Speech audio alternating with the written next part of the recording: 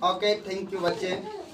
मैं आज आपको कंप्यूटर के कुछ विशेष परिचय को बताना चाहता हूँ। आप लोग ध्यान दें कि आपने आज कंप्यूटर को सीख रहे हैं। किसको सीख रहे हैं? कंप्यूटर। सीख रहे हैं। जैसे आपको कंप्यूटर के अंदर में आपको सीखना क्या है? इंट्रोडक्शन। क्या? इंट्रोडक्शन। यानी लिखा हुआ है एन इंट्रोडक्शन। एन का इस्तेमाल इसलिए हुआ है कि आई जो है इंट्रोडक्शन जो लिखते हैं, आई क्या है? आपका वॉइल है। क्या है? वॉइल है। वॉइल के पहले किसका प्रयोग होना चाहिए? एन का प्रयोग होना चाहिए। आप लोग समझ रहे बच्चे? आपने इनका मकसद ये होता है, एन इंट्रोडक्शन का मतलब होता है एक परिचय। किसका?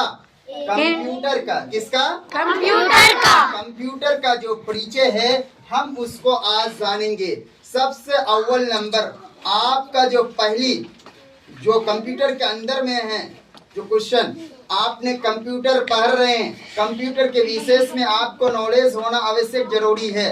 आपने कहेंगे कि आज हमने कंप्यूटर पढ़ के आए हैं, आपको क्वेश्चन करेंगे व्हाट इज कंप्यूटर? क्या कहेंगे? What is computer? कंप्यूटर क्या है?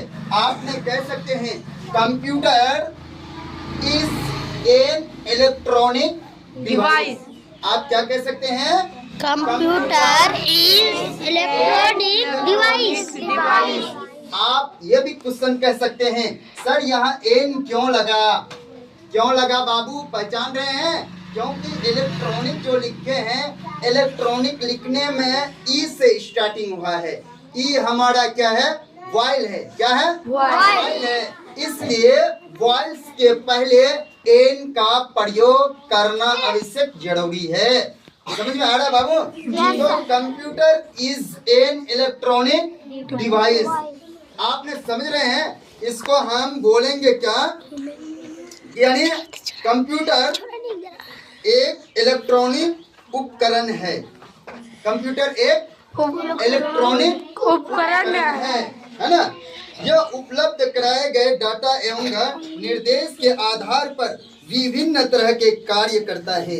यह अलग अलग प्रकार के कार्य करते हैं। यह अलग अलग प्रकार के कार्य करते हैं। जैसे हमारे कोई बड़े बड़े काउंटिंग होते हैं, वो कंप्यूटर के जरिया से हम उसको तुरंत आसान कर लेते हैं, है ना?